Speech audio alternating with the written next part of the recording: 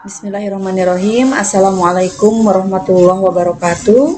Alhamdulillahirrahmanirrahim. Puji syukur pada Yang Maha Kuasa bahwa pada kesempatan kali ini kita bisa sama-sama untuk thalabul ilmi.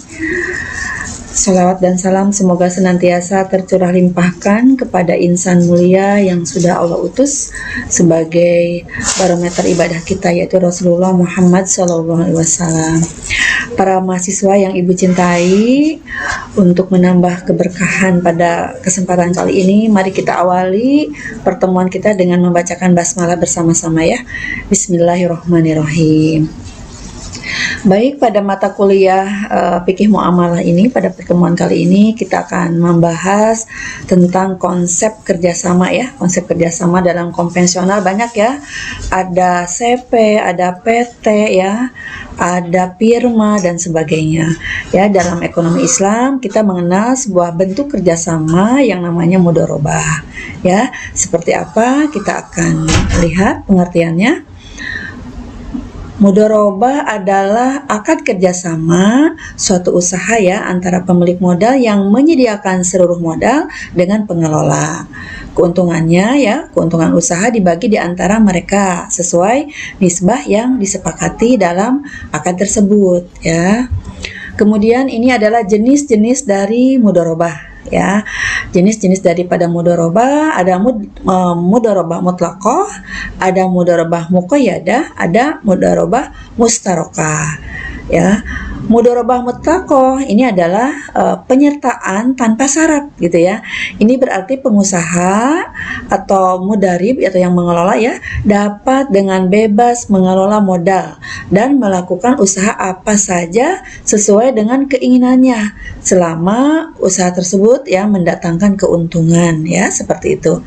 Kemudian jenis yang kedua adalah mudharabah mutlaqah ya. Mudharabah muqayyadah maksudnya. Ya, ini adalah bentuk kerjasama di mana pemilik dana atau sahibul mal ya memberikan batasan kepada pengelola atau mudarib ya, antara lain mengenai dananya, kemudian lokasi di mana usahanya, dan cara dan objek investasi atau di sektor apa usahanya ya, seperti itu. Kemudian yang ketiga adalah jenis mudharabah mustarakah ya. Ini adalah di mana pengelola dana menyertakan modal atau dananya dalam kerjasama tersebut ya, kerjasama investasi tersebut ya. Dasar hukum mudharabah. Dasar hukum mudharabah ini sudah ada dalam Quran ya, dalam Al-Quran surat Al-Jumu'ah ayat 10 ya, yang artinya apabila telah ditunaikan sholat, maka bertebarlah kamu di muka bumi dan carilah karunia Allah dan ingatlah Allah banyak-banyak supaya kamu beruntung ya, seperti itu.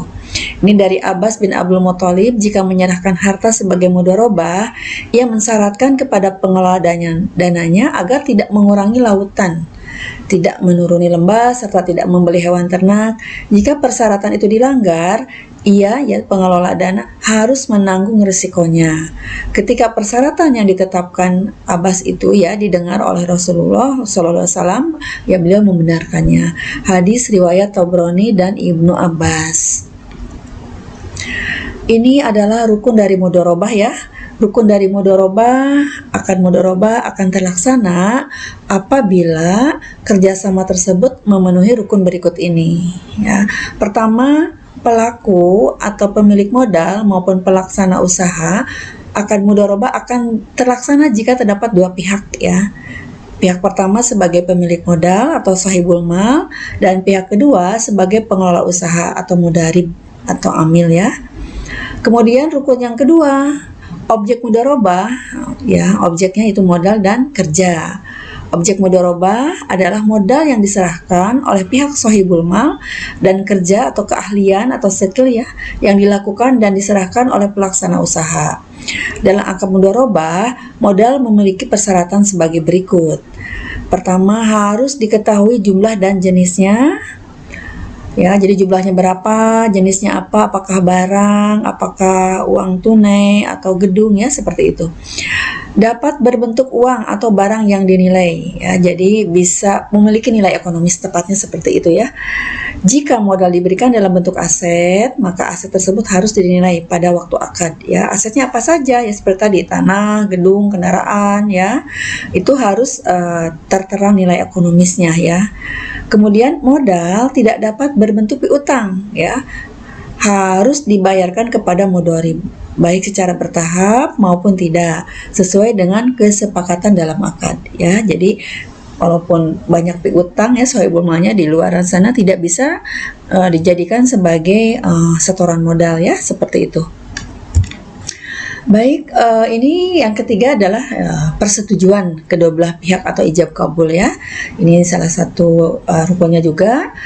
Persetujuan dari kedua belah pihak adalah konsekuensi prinsip sama-sama rera ya, atau antarodin minkum.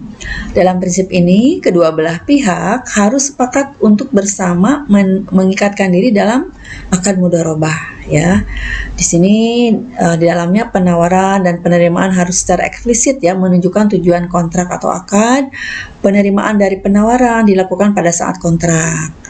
Akad dituangkan secara tertulis ya, melalui korespondensi atau dengan menggunakan cara-cara komunikasi yang modern ya.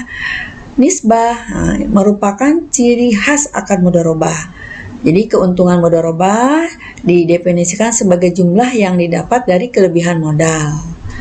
Keuntungan ini harus diperuntukkan bagi kedua belah pihak dan tidak boleh disyaratkan hanya untuk satu pihak.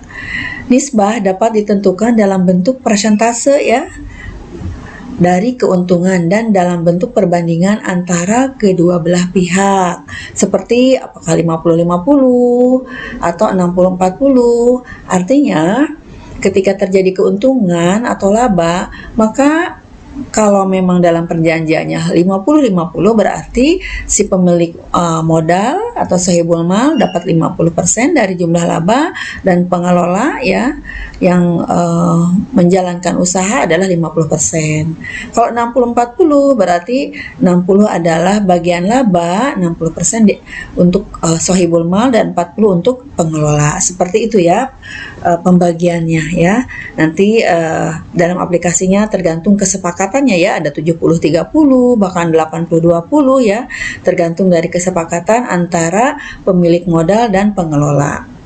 Kemudian bagian keuntungan ini harus dinyatakan pada waktu kesepakatan kontrak dan perubahannya harus didasarkan pada kesepakatan ya. Jadi kalaupun ada perubahan pembagian keuntungan atau nisbah, yaitu selalu atas kesepakatan bersama antara pemilik modal dan pengelola ya, seperti itu.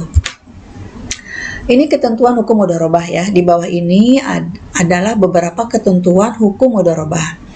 Mudharabah dapat dibatasi pada periode tertentu. Kontrak tidak boleh dikaitkan atau mu'allaq dengan sebuah kejadian di masa depan yang belum tentu terjadi. Dalam mudharabah tidak ada ganti rugi, karena pada dasarnya sifat akad ini adalah amanah atau yad al-amanah, kecuali akibat dari kesalahan disengaja, kelalaian, atau pelanggaran kesepakatan. Jika di antara kedua belah pihak terjadi perselisihan ya, sengketa gitu ya, atau salah satu pihak tidak memenuhi kewajibannya, maka penyelesaiannya dilakukan melalui badan arbitrase syariah ya, jika tidak tercapai kesepakatan melalui musyawarah ya. Jadi dalam musyawarah tidak bisa terselesaikan, maka larinya ke badan arbitrase syariah ya, seperti itu. Ini syarat mudharabah ya. Jadi perjanjian kerjasama mudharabah memiliki beberapa syarat yang harus dipenuhi, yaitu pertama, masing-masing pihak harus memenuhi persyaratan kecapakan wakalah ya. Modal, ras al-amal harus diketahui jenisnya dan jumlahnya, bukan berupa barang dagang. Artinya harus berupa harga tukar atau saman ya, dan penyerahan harus tunai seluruhnya kepada pengusaha atau pengelola ya. sebelum adanya pembagian keuntungan milik bersama ya, persentase keuntungan dan waktu pembagian harus disepakati bersama dan dinyatakan dengan jelas ya. Jadi saat terjadinya kontrak ya atau akad ya. Kemudian modal yang sudah diserahkan oleh pemodal ya akan dikelola oleh pengusaha dan mempunyai hak tanpa campur tangan dari pihak pemodal. Kemudian jika terjadi kerugian ditanggung sepenuhnya oleh pemodal ya. Pekerja juga mengalami kerugian meskipun bukan berupa materi ya. Jadi tapi dari investasi kerjanya ya, waktu yang sudah dikeluarkan dan tenaganya dan pikirannya ya, seperti itu. Baik, para mahasiswa yang Ibu banggakan ya, jadi sekali lagi dalam ekonomi Islam ada kerjasama di mana pemilik modal, ada orang yang memiliki harta, memiliki dana ya, tetapi tidak mampu atau bisa untuk melakukan usaha ya. Jadi bekerja sama dengan orang yang memang punya ahli untuk mengelola dananya tersebut ya, seperti itu. Jadi dengan kesepakatan bagi hasil ya. Jadi kalau ada hasil labanya akan dibagi ya sesuai kesepakatan, sesuai dengan persentase masing-masing yang sudah diatur ya, sudah diatur di awal ya. Kemudian kalau terjadi kerugian, maka yang menanggung adalah pemodal secara materi ya. Pengelola juga sebetulnya sudah sama-sama rugi ya, karena rugi waktu yang sudah diinvestasikan ya, seperti itu. Jadi sekali lagi bahwa di dalam ekonomi Islam kerjasama sudah diatur ya, semua pada akhirnya tercapai maslahat ya, tercapai maslahat. Jadi untung dibagi bersama, kerugian pun sama-sama menanggung rugi gitu ya, walaupun beda bentuknya ya, seperti itu. Jadi baik para mahasiswa semuanya, barangkali nanti kalau ada pertanyaan bisa disampaikan ya melalui kolom komentar ya pertanyaannya.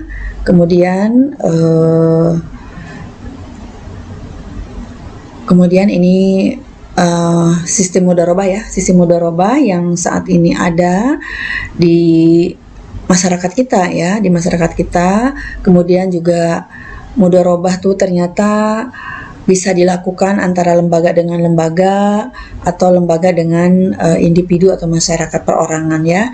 Misalkan kalau kita punya dana ya, kita bisa berinvestasi bekerjasama dengan sebuah bank ya, bank syariah tentunya ya.